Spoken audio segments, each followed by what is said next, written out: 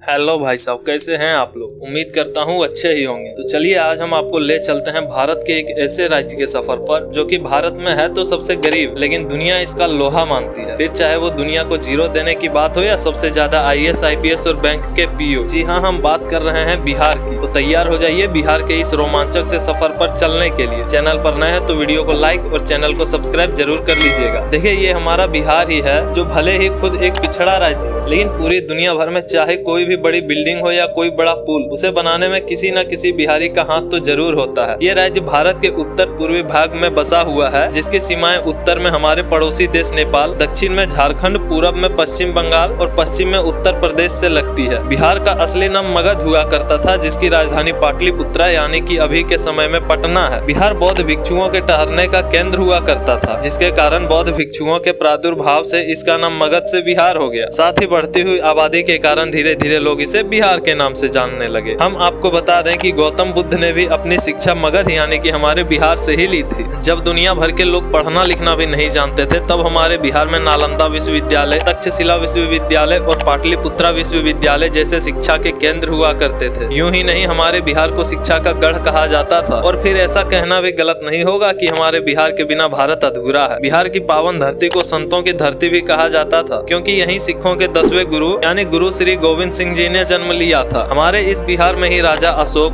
अजशत्रु, बिम्बासर जैसे महान राजाओं ने जन्म लिया, जिनको इतिहास में एक विशेष दर्जा प्राप्त है। साथ ही हम आपको एक बात और बता दें कि जीरो, जिसके बिना दुनिया की कल्पना करना ही बेकार है, उस जीरो को भी हमारे बिहार ने ही दिया था। जी हाँ, हमारे बिहार के आर्यभट्ट ने ही जीरो की खोज की और पूरी दुनिया को जीरो के बारे में बताया। हमारे यहाँ की वर्तमान साक्षरता दर भले ही कम हो, लेकिन पूरे भारत में सबसे ज्यादा IAS IPS और बैंक PO हमारे यहाँ से ही होते हैं। जितना हमारे बिहार का ऐतिहासिक महत्व है, उतना ही हमारे बिहार का भौगोलिक महत्व भी है। पूरे भारत देश में हमारा बिहार जनसंख्या के मामले में तीसरे स्थान पर आता है, जहाँ की कुल आबादी 10 करोड़ से भी ज्यादा है। साथ ही बात करें इसके फैलाव की, तो बिहार पूरे 94,163 वर्ग किलोमीटर में फैला हुआ है, जो कि भारत में 12वां स्थान रखता है। यहाँ की आबादी इतनी घनी होने के बाद भी यहाँ की कुल GDP महज 4.28 लाख करोड़ है, जो कि इसके आबादी के हिसाब से बहुत कम है। यहाँ की आबादी के खान पान के बारे में अगर बात की जाए तो बिहार में आपको शाकाहारी और मांसाहारी दोनों तरह के भोजन करने वाले लोग मिल जाएंगे। बिहार के लोगों का रोज का खाना दाल भात सब्जी रोटी और अचार है। और हाँ, हमारे यहाँ चावल को आज भी भात ही बोला जाता है। बिहार में आपको मिठाइयों के शौकीन भी बड़े आराम से मिल जाएंगे। और बिहार की कुछ मिठाइयाँ जैसे कि गया के तिलकुट, गोपालगंज के पेरुकिया, रफीगंज का छेना और अनारस की गोली, खाजा, साथ ही मोतीचूर के लड्डू बड़े पसंद किए जाते हैं। साथ ही बता दें, सत्तू चूड़ा और चूड़ा दही यहाँ के लोगों की कमजोरी है। यहाँ के लगभग हर घर में आपको ये मिल जाएगा, क्योंकि एक तो इसे बनाना नहीं पड़ता और दूसरा ये हर जगह बड़ी आसानी से और थोड़े सस्ते दामों में मिल जाते हैं। बिहारियों के यहाँ की अगर मेन डिशेज की बात की जाए तो बिहार का मालपुआ और ठेकुआ आपको हर फेस्टिवल पर बनते हुए दिख जाएगा। साथ ही अगर लोकल फूड्स की बात की जाए तो दाल पूरी, खीर, मखाना, पेरुकिया, छोला भटूरा और बेल पूरी के साथ बैंगन का भरता, ऐसी चीजें शामिल है। और हाँ, चूंकि हमारे यहाँ गायों की कोई कमी नहीं है, तो हर घर में दूध, दही और घी जैसी चीजें मिलना बड़ी ही आम सी बात है। देखिए हमारे बिहार को त्योहारों का राज्य भी कहा जाता है, जहाँ का सबसे मेन त्योहार छठ है। एक बात हम आपको बता दें कि भले ही कोई बिहारी विदेश में क्यों ना हो, लेकिन अगर उसके घर में छठ हो रहा है और वो अगर छठ का कोई गीत सुन ले, तो हर बिहारी अपने घर लौटने को बेचैन हो जाता है। और उसकी ये बेचैनी उसके घर पहुंचने के बाद ही खत्म होती है। छठ 2 दिनों का त्योहार होता है, जिसमें पहले दिन डूबते हुए सूरज और दूसरे दिन उगते हुए सूरज को अर्घ दिया जाता है और उसकी पूजा की जाती है। और शायद यही कारण है कि हमारा बिहार इतना खास है, क्योंकि उगते हुए सूरज की पूजा तो सब करते हैं, लेकिन डूबते हुए सूरज की पूजा सिर्फ एक बिहारी ही कर सकता है। यहाँ और भी तरह के फेस्टिवल्स जैसे कि दशहरा, होली, दिवाली, ईद, मुहर्रम को सेलिब्रेट किया जाता है। जितने विविध यहाँ के त्योहार हैं, उतनी ही विविध यहाँ की बोली। यूँ तो बिहार की प्रथम राजभाषा हिंदी है और दूसरी राजभाषा उर्दू, लेकिन चूंकि बिहार की अधिकतर आबादी गाँवों में रहती है, इसीलिए यहाँ मैथिली, भोजपुरी, अंगिका, मगही और बज्जिका जैसी भाषाएं बोली जाती है। और इन भाषाओं में मैथिली भारतीय संविधान के 8वीं अनुसूची में भी सम्मिलित है। देखिए लोग हमारे बिहार के बारे में चाहे कुछ भी बोले, लेकिन बिहार की अपनी एक अलग ही पहचान है। बिहार इतना खूबसूरत है कि ये किसी का भी मन अपनी तरफ बड़ी आसानी से आकर्षित कर लेता है। बिहार शुरू से ही टूरिस्टों के लिए एक आकर्षण का केंद्र रहा है, जिसमें सबसे ऊपर राजगीर का नाम आता है। यहाँ ये हरियाली, ये ऊंची ऊंची पहाड़ियाँ, साथ ही यहाँ का सुहाना मौसम एक अलग ही सुकून देता है। साथ ही यहाँ का ये ग्लास ब्रिज जो कि इसकी सुंदरता में 4 चांद लगा देता है। अब बिहार की राजधानी चलिए पटना। यूँ तो यहाँ घूमने लायक जगहों की कोई कमी नहीं है, फिर चाहे वो इको पार्क हो, बुद्धा स्मृति पार्क हो या गोलघर हो या